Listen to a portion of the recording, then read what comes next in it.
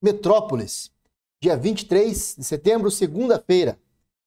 Exclusivo, juíza nega a soltura de Deolane e Solange Bezerra.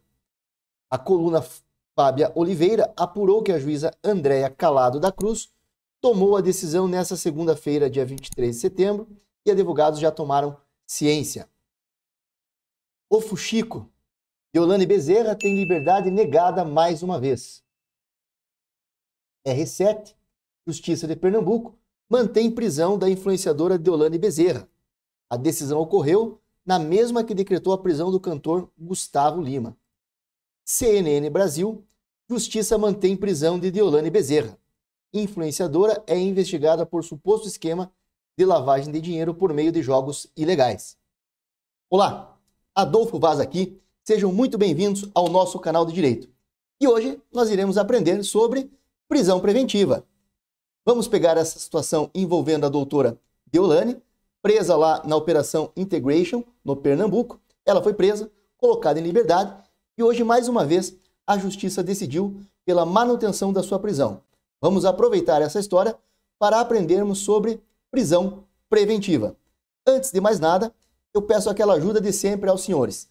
Caso não sejam inscritos no nosso canal, por favor, se inscrevam, curtam esse vídeo ao final e depois comentem aqui o que acharam da nossa análise. Isso não lhes custa nada e nos ajuda muito a continuarmos aqui difundir o aprendizado do direito, utilizando aí casos da vida real como inspiração para as nossas análises.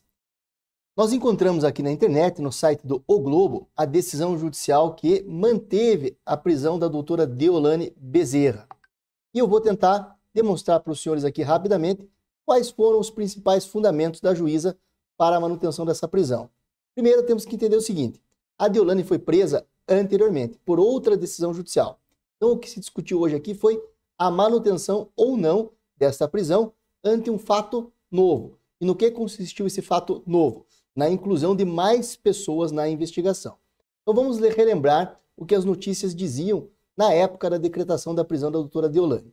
Ela foi presa, aí ela foi colocada em liberdade mediante a aplicação de medidas cautelares diversas da prisão e, segundo se noticiou à época, ela teria descumprido essas medidas cautelares, em especial em razão de ter dado entrevistas e também por ter usado as suas redes sociais. As notícias dão conta de que ela havia sido proibida de usar as redes sociais e, por descumprir essa medida cautelar, foi decretada a sua prisão preventiva.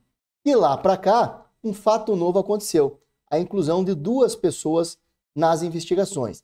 E, em razão da inclusão dessas pessoas, o Ministério Público fez pedido de novas diligências, de novos atos de investigação.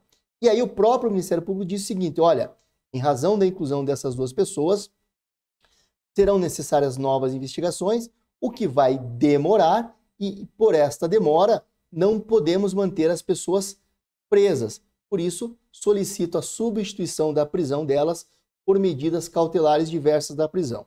Vou tentar simplificar para os senhores aqui a ideia. O inquérito, provavelmente, ele foi relatado pela autoridade policial.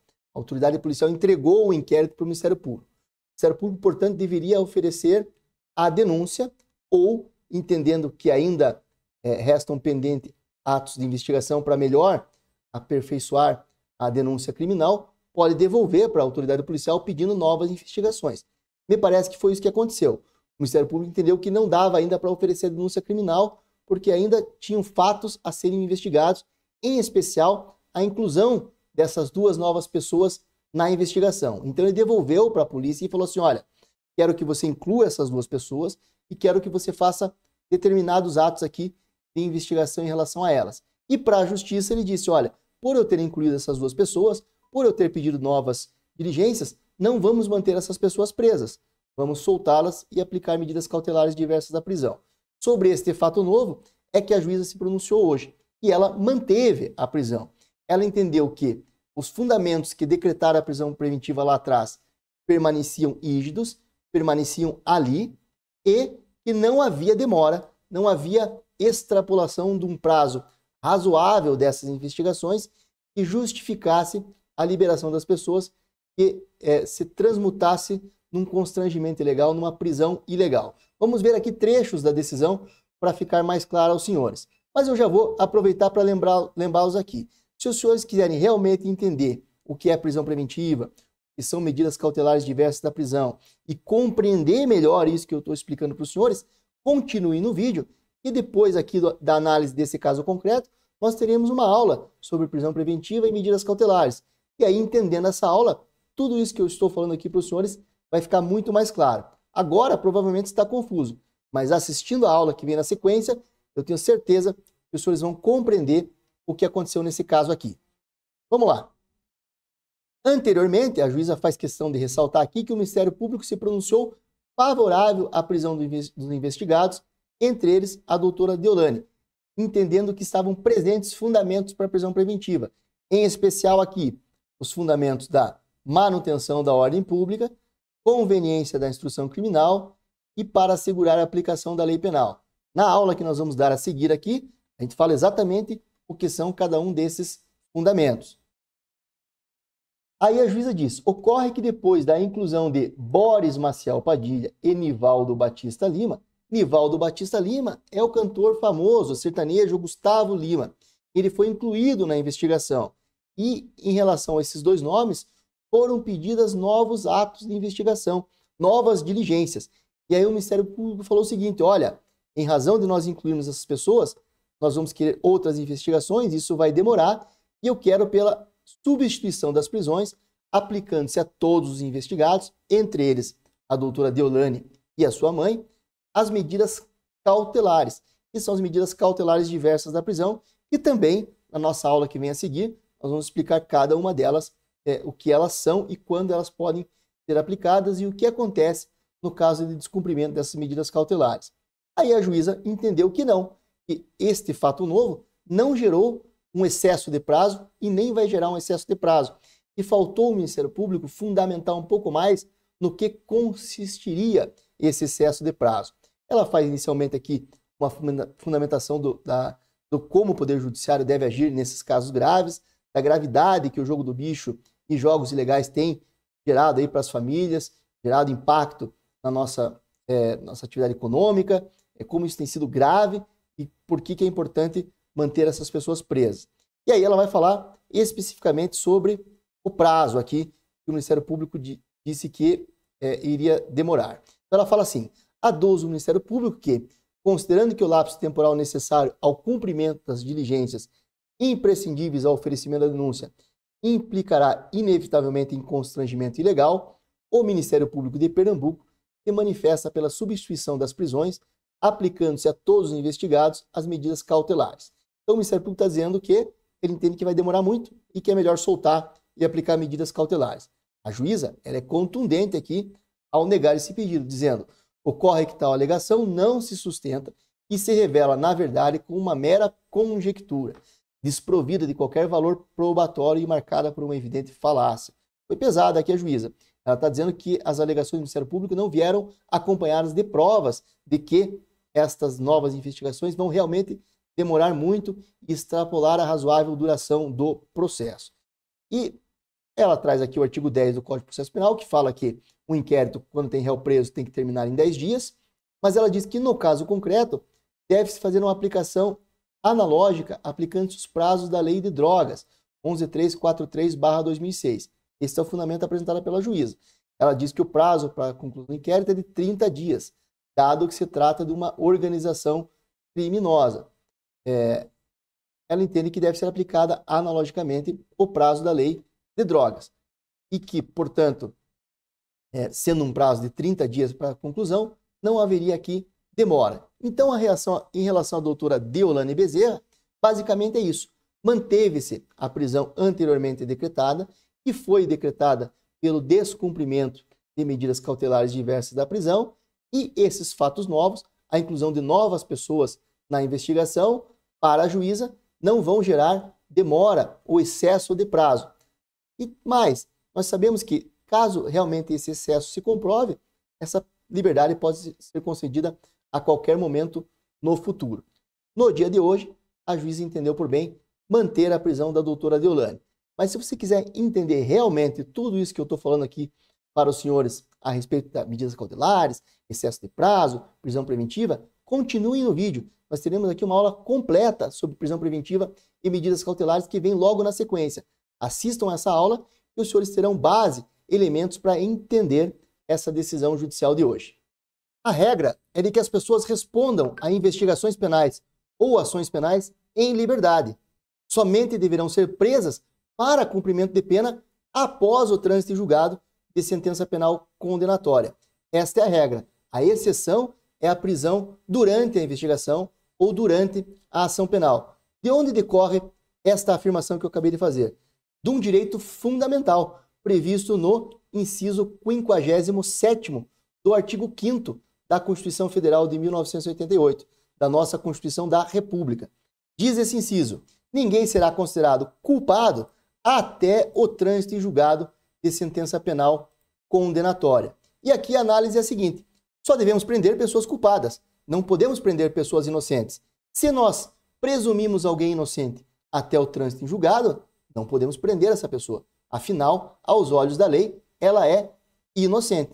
Ainda que existam ali elementos de prova, ainda que notoriamente o senso comum indique aquela pessoa como culpada, para a lei e para a nossa Constituição, ela é presumidamente inocente até o trânsito em julgado de sentença penal. Até que uma sentença penal tenha ocorrido, condenando aquela pessoa, aplicando a lei e não houver mais a possibilidade de nenhum tipo de recurso.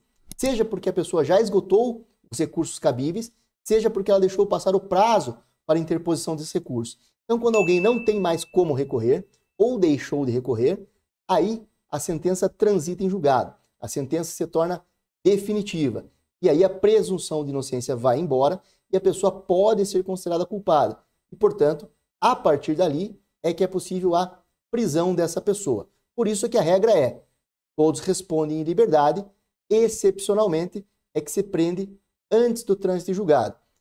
Mas se a Constituição prevê no artigo 5º como um direito fundamental essa presunção de inocência, como é que nós temos prisões ocorrendo durante as investigações, ocorrendo durante a ação penal? Porque a própria Constituição Federal relativiza esse direito fundamental, criando situações excepcionais em que a prisão pode ser decretada. Aí nós estamos rebaixando um pouquinho o direito individual ali à presunção de inocência, em razão de atendimento a outros direitos fundamentais, geralmente de interesse público. Direito da segurança jurídica, direito à segurança pública, direito à preservação da ordem econômica, direito à preservação da garantia da ordem pública. Tudo isso nós vamos analisar com calma. Mas são situações em que é relativizado o direito fundamental da presunção de inocência. E essas situações estão previstas no próprio artigo 5º da Constituição Federal de 1988. Por isso, o STJ já se pronunciou na súmula 9, admitindo que a decretação de prisões durante investigações e durante a ação penal são constitucionais, desde que atendidos determinados requisitos, desde que observada a lei. Vamos ver o que diz o inciso 61º da Constituição Federal, do artigo 5º da Constituição Federal. Ninguém será preso senão em flagrante delito. Então, a própria Constituição prevê uma hipótese de prisão provisória, que é o flagrante delito. São as situações, não vou aprofundar aqui, em que a pessoa é pega cometendo um crime ou tendo acabado de cometer esse crime e é presa pela polícia ou por cidadãos, e até que um juiz decida sobre esse flagrante, decida se a partir desse flagrante a pessoa vai receber uma liberdade provisória ou essa prisão flagrante vai ser convertida em prisão preventiva, esse curto espaço de tempo em que a pessoa fica presa, ela fica presa sob essa modalidade de prisão provisória, o flagrante delito. E aí o inciso continua: ou por ordem escrita e fundamentada da autoridade judiciária. Então é uma segunda previsão em que um juiz, uma autoridade judiciária, pode, desde que ele faça por escrito e desde que ele fundamente, determinar a prisão de alguém. E aí eu digo para os senhores que são as hipóteses de prisão temporária, que tem uma lei específica e requisitos específicos, e não é o nosso objeto de estudo hoje, e a prisão preventiva, que é o que nós vamos estudar hoje. Então existe na Constituição a abertura para essa possibilidade de prisão preventiva. O inciso 66º também traz essa possibilidade de análise. O que diz o inciso 66º? Ninguém será levado à prisão ou nela mantido. Então, a princípio, ele está estabelecendo uma regra de liberdade. Ninguém será levado à prisão ou nela mantido. Aí continua. Quando a lei admitir a liberdade provisória com ou sem fiança. Então, ele está dizendo que quando a lei possibilitar a liberdade provisória, a pessoa não pode ficar presa. Uma leitura ao contrário, como se diz em contrário senso, significa que a lei também pode prever, então, a não concessão dessa liberdade provisória. A aplicação de algum tipo de prisão provisória. No caso, nós vamos tratar da prisão preventiva. Então, o artigo está dizendo o seguinte: ninguém será levado à prisão ou nela mantido quando a lei admitir a liberdade provisória. Está estabelecendo a regra. Mas se ela estabelece a regra, uma leitura ao contrário significa que podem existir hipóteses em que essa liberdade provisória não deva ser concedida. E é isso que nós vamos estudar agora, partindo para o Código de Processo Penal. A prisão preventiva possui sua previsão no artigo 311 do Código de Processo Penal. Diz o seguinte: em qualquer fase da investigação policial ou do processo penal, caberá a prisão preventiva. Então veja, cabe prisão preventiva ou durante a investigação ou durante o curso da ação penal. Não estamos falando aqui da prisão para cumprimento de pena após a sentença penal. Estamos falando de prisões que ocorrem antes da sentença penal. Por isso, como eu disse várias vezes aqui, prisões provisórias. Então, a prisão preventiva é uma forma de prisão provisória, que acontece antes da pessoa ser condenada. Decretada pelo juiz a requerimento do Ministério Público, do querelante ou do assistente ou por representação da autoridade policial. Quais são os requisitos para a prisão preventiva? A previsão dela está no artigo 311. Quais são os requisitos? Estão previstos no artigo 312 do Código de Processo Penal. O que diz o artigo 312 do Código de Processo Penal? A prisão preventiva poderá ser decretada como garantia da ordem pública, da ordem econômica, por conveniência da instrução criminal ou para assegurar a aplicação da lei penal. E aqui os requisitos. Quando houver prova da existência do crime e indício suficiente de autoria e de perigo gerado pelo estado de liberdade do imputado. Então, quais são os requisitos para a prisão preventiva?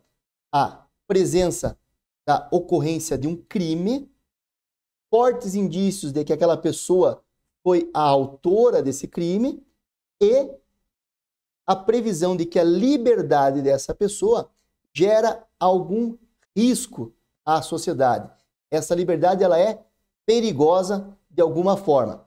Veja que nós vamos falar aqui sobre requisitos, sobre fundamentos da prisão preventiva, sobre hipótese em que essa prisão preventiva pode ser decretada e depois ainda, caso tudo isso seja preenchido, o juiz precisa analisar se medidas cautelares diversas da prisão não são suficientes para proteger o processo, proteger a sociedade deste perigo da liberdade do agente. Então, tudo isso precisa ser preenchido para que alguém possa ser preso preventivamente. Mas vamos em ordem para não gerar confusão. Primeiro, os requisitos. E aí, a doutrina chama de fumus comissi delicti, ou fumaça de que um crime foi cometido. Em outras palavras, é materialidade criminosa. Tem que ter prova de que um crime aconteceu e indícios de autoria. Prova de que esta pessoa, possivelmente, provavelmente, é autora daquele crime. Então, o crime precisa estar provado e tem que haver fortes indícios de autoria que essa pessoa cometeu esse crime, somados a o perigo que esta liberdade dessa pessoa, neste momento, gera de alguma forma para a sociedade. Então, esses são os requisitos: materialidade criminosa, os indícios de autoria e o perigo da liberdade desse agente. Depois, nós temos que analisar se é hipótese em que essa prisão pode ser decretada. Porque mesmo que nós tenhamos a prova da existência de um crime, mesmo que nós tenhamos indícios de que essa pessoa cometeu esse crime, e mesmo que essa liberdade seja um perigo, não são em todos os crimes em que a pessoa pode ser presa preventivamente. Então, vou dar um exemplo aqui. Um crime culposo, não cabe prisão preventiva. Crimes que possuem penas com menos de 4 anos de reclusão, não cabe prisão preventiva. Mesmo que nós tenhamos os requisitos, não são hipóteses de custódia cautelar. Quais são as hipóteses de custódia cautelar? São as hipóteses previstas no artigo 313. Então, primeiro nós passamos pelos requisitos e depois nós vamos para o artigo 313 analisar as hipóteses em que é possível a decretação da custódia cautelar. São elas: inciso 1º do artigo 313 do Código de Processo Penal.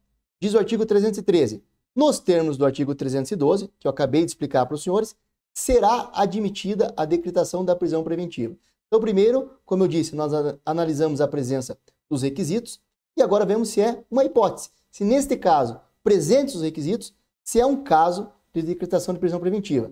Primeiro, nos crimes dolosos punidos com pena privativa de liberdade máxima superior a 4 anos de reclusão.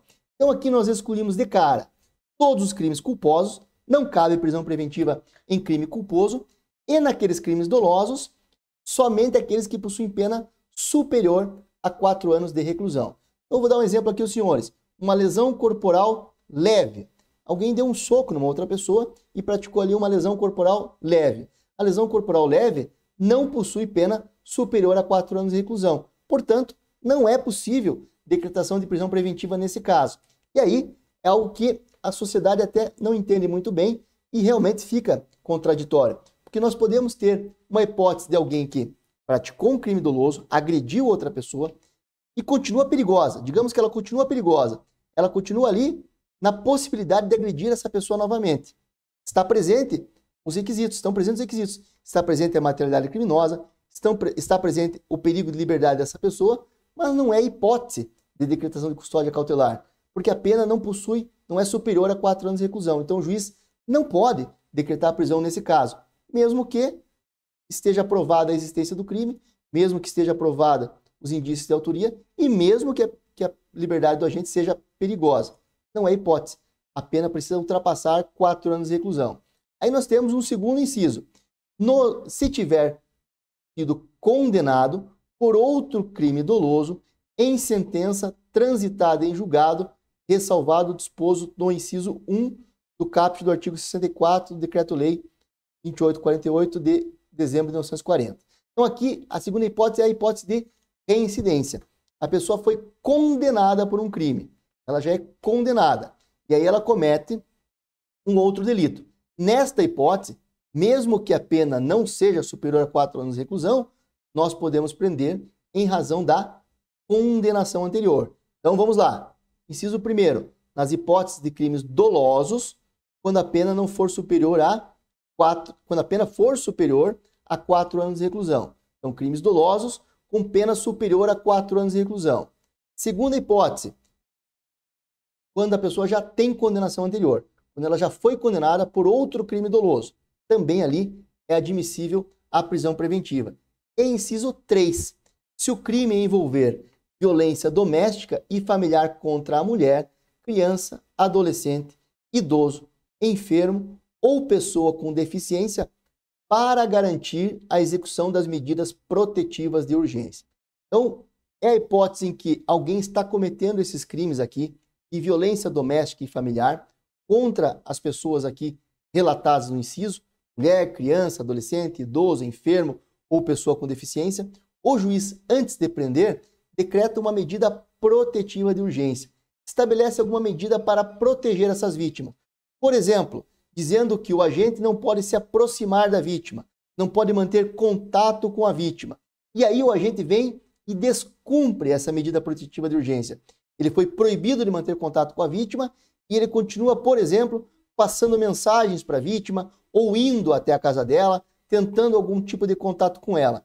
Então, em razão dessa medida protetiva de urgência anterior, que ele não está cumprindo, o juiz diz o seguinte: olha, eu apliquei uma medida protetiva de urgência para que o senhor não fosse preso, o senhor descumpriu essas medidas protetivas de urgência e, portanto, com base neste fundamento aqui, eu admito a possibilidade de decretação de prisão preventiva no seu caso. Então, vamos recapitular? primeiro preenchemos os requisitos: materialidade criminosa, indícios de autoria e perigo de liberdade do agente, previsto no artigo 312.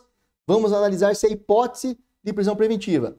O crime possui pena maior que 4 anos? Se possui, posso decretar. Se não possui, vou analisar os antecedentes criminais deste agente. Ele possui condenação criminal anterior? Se possuir, posso decretar a prisão preventiva.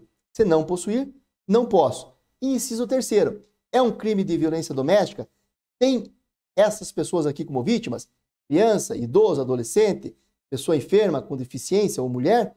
Se for e houver uma medida protetiva de urgência anteriormente decretada e não está sendo respeitada, o juiz pode, neste caso, decretar a prisão preventiva.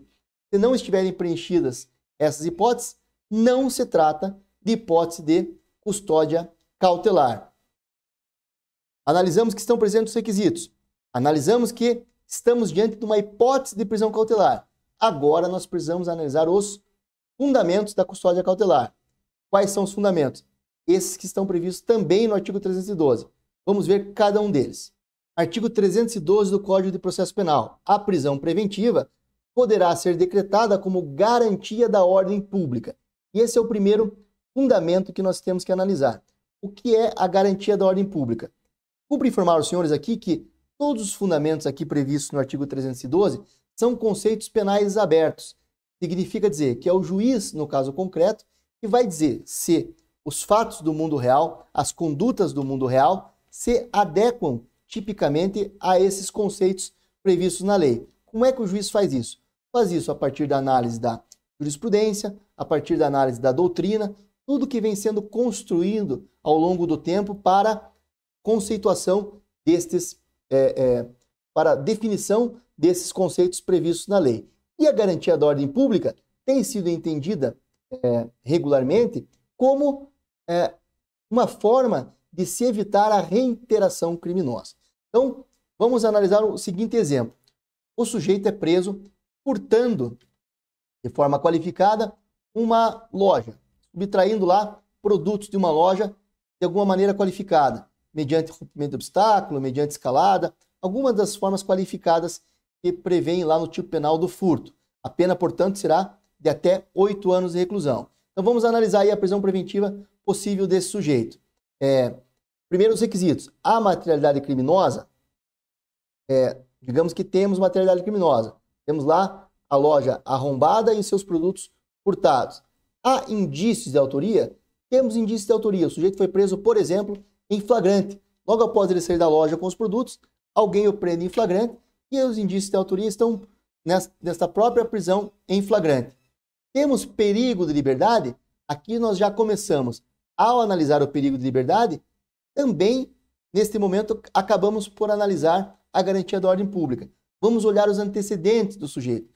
Ele possui lá 1, 2, 3, 4 furtos nos últimos 12 meses. Ele já foi preso 4 vezes nos últimos 12 meses, também por furtos em lojas, e ele é preso, colocado em liberdade, volta a furtar numa loja, o Estado coloca ele em liberdade novamente, volta a furtar numa loja, fica um tempinho preso, é colocado em liberdade e é preso outra vez. Então nós estamos vendo aqui que, evidentemente, a liberdade desse sujeito ela é perigosa. E ela é perigosa por violar a garantia da ordem pública, porque ele está reiteradamente violando bens e direitos de terceiros. A liberdade dele oferece um risco à nossa paz social. É alguém que, solto, comete reiteradamente o crime de furto qualificado. Então, em que pese o furto qualificado por si só, ele não possui uma gravidade, essa reiteração criminosa está ofendendo a nossa ordem pública, está tirando a nossa segurança pública, está tirando a segurança dos lojistas de determinada área, porque aquele sujeito está ali reiteradamente praticando os crimes de furto.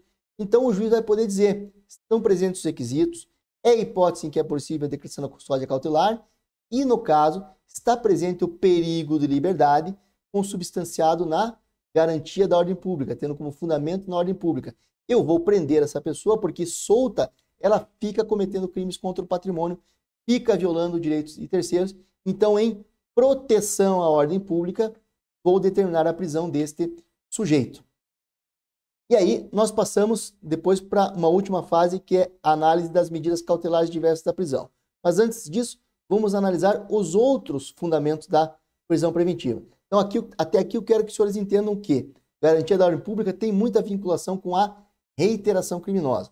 É alguém que solto fica cometendo crimes de forma reiterada. A liberdade dele é um risco à nossa sociedade, à nossa paz social. Segundo fundamento é a garantia da ordem econômica. E, na verdade, é uma repercussão da garantia da ordem pública que eu acabei de explicar aos senhores, apenas voltada a uma área específica. Então, se trata, por exemplo, de quando um grupo criminoso, uma atividade criminosa, possui relevância suficiente e chega a afetar a ordem econômica, seja a afetar a atividade ilícita do comércio e dos trabalhadores. De alguma forma, esse grupo, os crimes praticados por esse grupo, ofendem ali a atividade econômica da região, do local onde o crime está sendo praticado. Então, se trata, na verdade, de garantia da ordem pública, da mesma maneira como eu dei o exemplo anterior, apenas de uma forma mais específica, referindo-se à ordem econômica. Talvez essa hipótese tenha sido criada para crimes praticados, por exemplo, na Bolsa de Valores. Crimes que, embora nós não tenhamos ali uma violência real, que nós não enxergamos essa violência, essas atividades na Bolsa de Valores ou atividades em operações de crédito, da maneira como feitas, podem abalar a ordem econômica e isso justificaria a prisão preventiva dessas pessoas como fundamento. É uma previsão específica, mas que já poderia ser usada pelo juiz na própria garantia da ordem pública. Porque o juiz vai ter que escrever e vai ter que fundamentar, ele fundamentaria esse abalo econômico na própria garantia da ordem pública. Então, é uma previsão mais específica. Terceiro, por conveniência da instrução criminal. Aqui se refere à possibilidade que o réu, ou que a pessoa que está sendo investigada ou processada, tem de influenciar na produção de provas. Então, imagina-se um réu perigoso, que tem a capacidade de intimidar testemunhas. E essa liberdade dele, o réu estando solto, as testemunhas podem vir e não falar o que sabem, não contar o que sabem, ou até mesmo se esconder para não prestar depoimento na investigação ou no processo. Esse réu, a liberdade dele faz com que as testemunhas não falem, não venham a falar. Ele está atrapalhando a instrução criminal, está atrapalhando a investigação, está atrapalhando a produção de provas. Podemos prender essa pessoa com base nesse fundamento. Outra situação, digamos que seja um crime investigado, por exemplo, dentro de uma empresa, e este réu em liberdade pode destruir documentos, ou é pego destruindo documentos, apagando provas, destruindo papéis. Ele está atrapalhando a instrução criminal. E por isso, a liberdade dele oferece um risco ao processo. O processo não vai ter sucesso porque esse réu solto está atrapalhando a produção de provas. E aí nós podemos prender essa pessoa preventivamente, dizendo, olha, ele solto, ele está acabando com as provas, eliminando provas em proveito próprio, e aí nós não vamos atingir a verdade consensual, o processo não vai ter um bom resultado, e é necessária a prisão dele para que ele não destrua provas, para que ele não intimide testemunhas, para que ele não, de alguma forma, no caso concreto, e é isso o juiz da causa que vai determinar, de alguma forma influencie na produção de provas. E por último, assegurar a aplicação da lei penal. Então nós estamos, por exemplo, diante de um réu que tem condições econômicas e está em vias, por exemplo, de fugir do país. Há elementos ali que indiquem que ele está em estado de fuga. Ele está não comparecendo às intimações para prestar depoimentos, não colaborando com a justiça, vendendo bens, vendendo patrimônio, tudo indicando que ele está com intenção de fugir do distrito da culpa, fugir da responsabilidade criminal. E aí, se ele fugir, mesmo que sobrevenha uma sentença penal condenatória, essa sentença penal será ineficaz, será ineficiente. E aí o juiz pode prender este réu preventivamente, prender ele antes mesmo da sentença penal, para que, caso ele seja condenado ao final, possa se executar esta prisão, possa se executar essa pena, sem que ele frustre a aplicação da lei penal. Então, é nessa situação, ou em outras, por exemplo, quando o réu não possui ali um endereço fixo, um local em que ele possa ser encontrado, ele não tem vinculações com o distrito da culpa, com o local onde o crime aconteceu, e a justiça está vendo ali que se ele sair dali, a gente não acha mais esse réu, mesmo dentro do país. Então esse é um fundamento para prendermos a pessoa não possui uma identificação, estava usando nome falso, por exemplo, para a prática do crime, estava usando endereço falso, tentando ludibriar a justiça de alguma maneira, sempre nesse intuito de fugir da culpa, fugir da responsabilidade. Se isso for detectado durante a investigação, durante o processo penal, a prisão pode ser decretada com base nesse fundamento também. Então agora vamos recapitular tudo até aqui. Primeiro, analisamos os requisitos. Há crime, há materialidade criminosa, há fortes indícios de autoria e há periculosidade da liberdade do agente. Esta periculosidade é evidenciada em algum desses fundamentos que eu acabei de ler aqui. Nós temos os requisitos da prisão preventiva. Aí nós analisamos as hipóteses. É hipótese em que é possível a decretação da custódia cautelar, a pena ao crime é superior a 4 anos de reclusão, ou o agente é reincidente, ou havia medidas protetivas de urgência nos crimes ali com relações domésticas que não estão sendo cumpridas e aí o juiz precisa prender essa pessoa. É a hipótese em que é possível a prisão preventiva? Indicamos que é uma dessas hipóteses. Aí nós vamos aos fundamentos. Ou garantia da ordem pública, ou garantia da ordem econômica, ou garantia de aplicação da lei penal, ou conveniência da instrução criminal. Então, preenchido todos esses elementos. Agora, o juiz entendeu que é possível decretar a prisão dessa pessoa. Estão preenchidos os requisitos, a hipótese, e estão preenchidos os fundamentos. Agora, o juiz precisa fazer mais uma coisa. Ele precisa ver se medidas cautelares diversas da prisão não são suficientes para impedir a prisão. Então, é sempre naquela linha de que a regra é a liberdade e a prisão preventiva a exceção. Mesmo que tudo preenchido, o juiz precisa analisar se medidas cautelares diversas da prisão não podem substituir esta prisão preventiva. Quais são as medidas cautelares diversas da prisão? São medidas cautelares diversas da prisão. Artigo 319 do Código de Processo Penal. Comparecimento periódico em juízo no prazo e nas condições fixadas pelo juiz para informar e justificar atividades. Então, voltando aqui à explicação que eu estava dando para os senhores. O juiz entendeu que estavam preenchidos os requisitos, era hipótese e estavam presentes fundamentos para a custódia cautelar. Ele precisa analisar se alguma das medidas cautelares são suficientes para proteger o processo ou a sociedade, de modo que a prisão preventiva fica para o último caso. Então aqui é um reforço da lei naquele princípio em que nós iniciamos a aula de que a prisão é a exceção. O réu tem o direito, o investigado tem o direito a responder à investigação ou à ação penal em liberdade. E a prisão sempre é o último caso, a última situação. Sempre que uma medida cautelar puder resguardar a ordem pública, resguardar a aplicação da lei penal, resguardar a conveniência da instrução criminal ou resguardar a ordem econômica, não se decreta a prisão preventiva, se decreta a medida cautelar. Então, digamos que estejamos diante aí de um réu que tende a não ter um endereço fixo, tende a não ter um trabalho fixo e a justiça tem dificuldade em encontrar este réu. Nós vamos decretar a prisão dele? Não, porque nós temos esse inciso primeiro, por exemplo, que determina que comparecimento periódico em juízo no prazo e nas condições fixadas pelo juiz para informar e justificar atividades.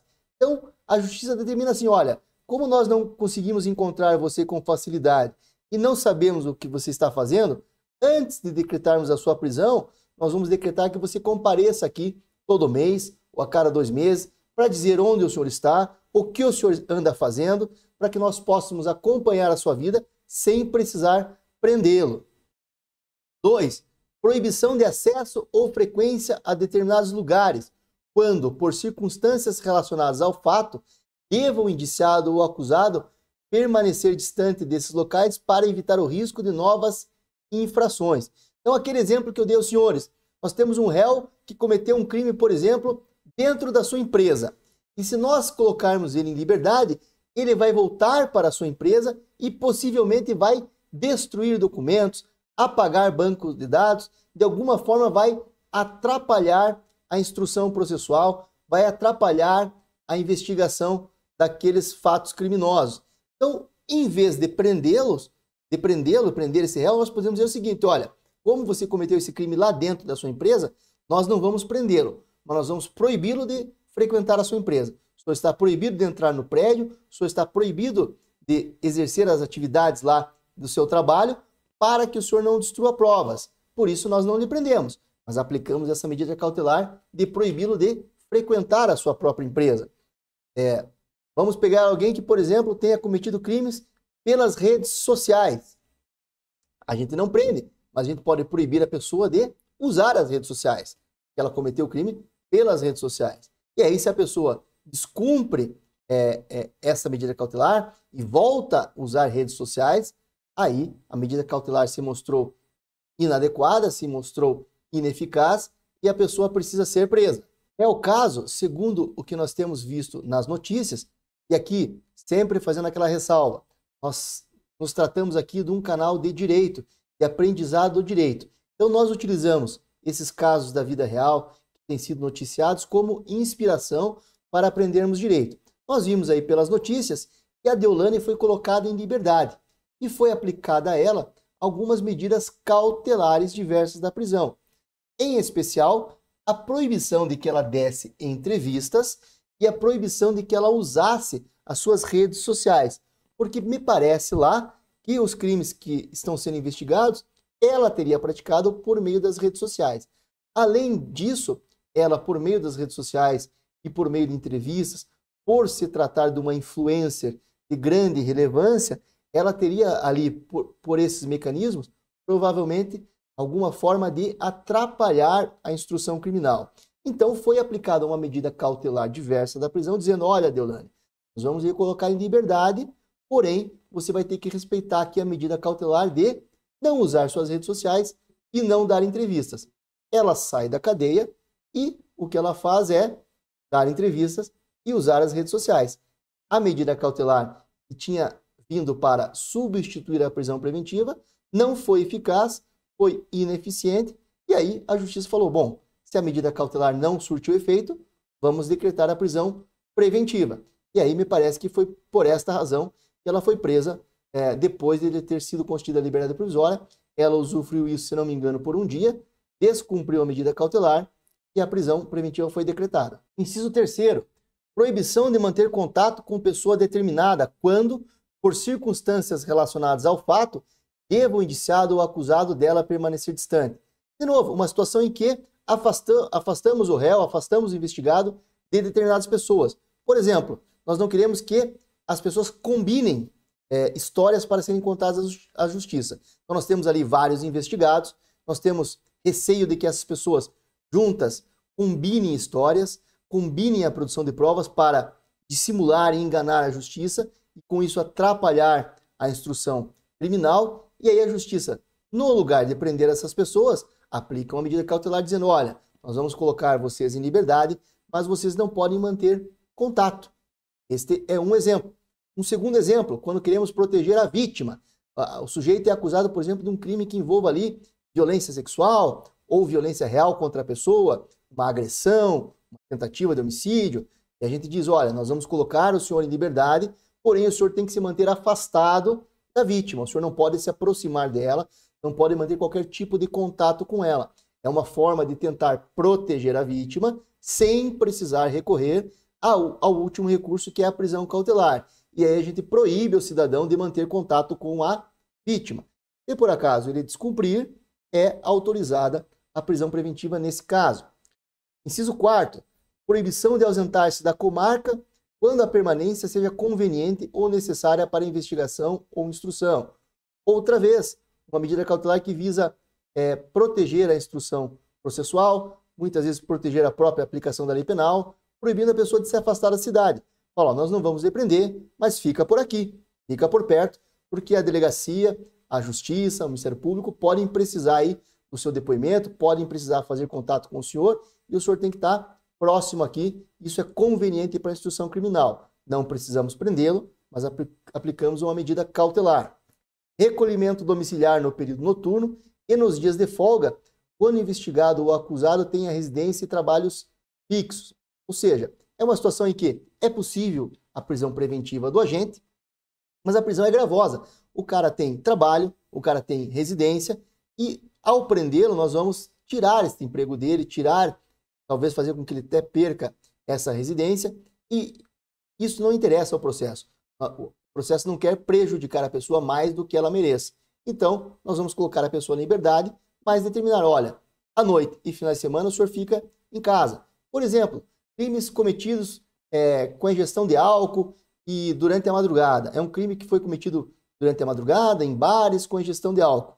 Eu não preciso prender a pessoa, mas eu posso proibir ela de continuar frequentando o período noturno, continuar frequentando locais em que haja venda de bebidas alcoólicas para consumo no local, porque isso são as circunstâncias, são os motivadores que ensejaram muitas vezes aquele crime. Você colocando a pessoa, obrigando ela a ficar em casa, ela em casa durante o dia, talvez não ofereça risco à sociedade.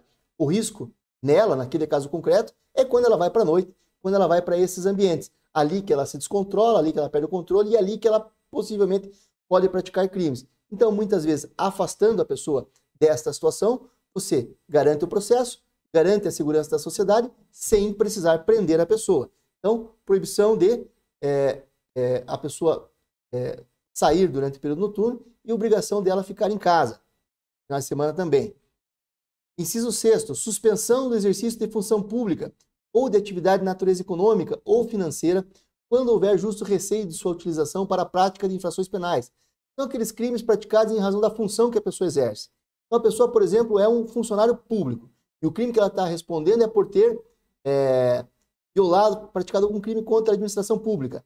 Violou lá uma licitação, ou viola concursos públicos, ou pratica ali o peculato. De alguma forma, o crime tem a ver com a função que ela exerce. Então, antes de prendê-la, é mais fácil e menos gravoso para a pessoa nós afastarmos ela da função pública que ela exerce. Digamos que é um servidor que frequentemente pede propina. O crime dele é de corrupção.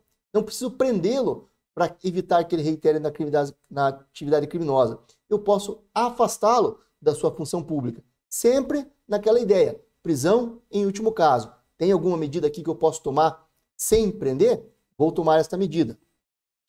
Internação provisória do acusado nas hipóteses de crimes praticados com violência ou grave ameaça, quando os peritos concluírem ser inimputável ou semi-imputável e houver risco de reiteração. Aqui é uma medida cautelar bem específica para as pessoas que possuem alguma debilidade mental, alguma coisa que as torne inimputável ou que as torne semi-imputável. Semi-imputável é aquela situação em que poderá ser aplicada a medida de segurança, uma absolvição imprópria. Apesar de se reconhecer a existência do crime, apesar de se reconhecer a autoria, se reconhece ali que a pessoa não tinha condições mentais de se comportar conforme a norma ou estava ali no limite fronteiriço entre se comportar conforme a norma ou não. É uma pessoa doente e nós não queremos prender essa pessoa doente. Só que, ao mesmo tempo, ela oferece risco aos demais cidadãos, oferece risco à sociedade. Então, nós não queremos prender a pessoa porque ela praticou o crime em razão da sua debilidade mental, da sua deficiência mental, mas nós também queremos proteger a sociedade. Então, em vez de prendê-la, o juiz pode determinar a sua internação. E aí é num outro estabelecimento, não é um estabelecimento prisional, é um estabelecimento voltado ao tratamento da enfermidade dessa pessoa. Inciso 8º, fiança nas infrações que admitem, para assegurar o comparecimento a atos do processo, evitar a obstrução do seu andamento ou em caso de resistência injustificada à ordem judicial. É a famosa fiança. É quando o juiz estabelece um valor. Ele entende, olha, você cometeu os crimes aqui, era possível a decretação da prisão preventiva, mas eu aplico a fiança aqui de 5 salários mínimos, de 10 salários mínimos para que o senhor responda ao processo. Fiança tem muita vinculação com a aplicação da lei penal. Parte-se da ideia de que se o sujeito colocou um dinheiro lá, ele vai tentar responder o processo, se ele for inocente, para provar a sua inocência, para ao final recuperar esse dinheiro da fiança. É uma garantia financeira de aplicação da lei penal. Hoje é um instituto muito criticado, não quero me aprofundar aqui, porque crimes graves, por exemplo, em que a Constituição dizia não admite-se fiança, em que a lei dizia não admite-se fiança, antigamente significava que quando não se admitia fiança, a pessoa ficava presa o processo inteiro. Hoje, por tudo que nós já explicamos aqui, A liberdade é a regra e a prisão a exceção. Então, em crimes graves, está escrito lá, não admite-se fiança. E aí a pessoa é colocada em liberdade sem pagar fiança. E nos crimes leves, que admite fiança, a pessoa é colocada em liberdade, mas tem que pagar uma fiança. Então, a fiança que foi prevista para crimes leves, para colocar em liberdade pessoas que cometeram crimes leves, hoje elas precisam pagar nos crimes leves e nos crimes graves, a pessoa é colocada em liberdade mesmo sem fiança. Mas isso é papo para um outro vídeo. Aqui, a ideia é só entender a medida cautelar diversa da prisão. Em alguns crimes, admite-se a fiança. Se é admissível a fiança, o juiz estabelece o valor, o sujeito paga e é colocado em liberdade. E inciso 9, monitoração eletrônica. Também relacionada ali muito à aplicação da lei penal ou uma forma de restringir onde o sujeito deve estar. Então o juiz pode aplicar, por exemplo, a monitoramento eletrônico. Estou com medo que o cidadão fuja, medo que o cidadão evada do distrito da culpa, fuja a responsabilidade criminal. No lugar de prendê-lo, eu digo, olha, você vai usar uma tornozeleira eletrônica. Nós vamos colocar uma tornozeleira no seu pé e vamos aqui ficar monitorando onde o senhor está para que o senhor não se furte à aplicação da lei penal.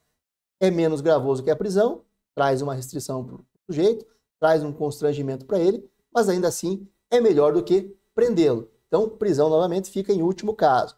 E aí pode haver combinações destes incisos aqui. Então, digamos que eu quero proteger uma mulher vítima de agressões do seu marido ou companheiro. Eu posso fazer a aplicação de medidas cautelares cumuladas. Eu digo, olha, você não pode se aproximar da sua mulher, tem que ficar ali a 200 metros dela, não pode manter contato com ela, mas como eu tenho medo que você descumpra essa medida, além disso eu vou aplicar uma monitoração eletrônica para ver se o senhor está chegando perto lá ou não. Então, é a acumulação de duas medidas cautelares com vistas a proteger a vítima, nesse caso. E além dessas medidas cautelares expressamente previstas no rol do artigo 319, nós dizemos que este rol do artigo 319 ele é exemplificativo. O juiz tem o poder geral de cautela. Se, em algum caso concreto, o juiz vislumbrar uma aplicação de alguma medida possível de evitar a prisão, o juiz pode aplicar essa medida, mesmo que ela não esteja expressamente prevista no artigo 319, porque ela se trata de um benefício ao réu para evitar sua prisão. Cito como exemplo aqui, por exemplo, a retenção de passaportes. O juiz tem medo que o cidadão tenha condições financeiras e vá fugir do país, vá se evadir. O juiz fala assim, então, olha, vou deixar você solto, mas eu quero o seu passaporte para que o senhor não possa viajar. E aí ele restringe documentos do cidadão. Não prende, mas aplica uma medida cautelar diversa da prisão. Em resumo, é isso. Sempre que o juiz puder aplicar algo menos gravoso, ele deve aplicar em detrimento da prisão preventiva. Prisão preventiva é o último caso. Senhores, então o que tínhamos para falar aí sobre prisão preventiva e medidas cautelares, analisando aí com esses casos concretos recentes aí, estão sendo divulgados na mídia, prisão da Deolane, prisão do Gustavo Lima, e verificando aí por quais razões essas prisões foram decretadas. Se os senhores nos acompanharam até aqui e gostaram do vídeo, eu peço encarecidamente aquela ajuda de sempre. Não custa nada aos senhores e nos ajuda demais. Deem o like no vídeo, ativem o sino de notificações. Caso gostem do nosso conteúdo, inscrevam no canal para receber notificações sempre de vídeos novos a respeito de temas interessantes na área do direito. E espero os senhores nos próximos vídeos. Bons estudos a todos e até lá!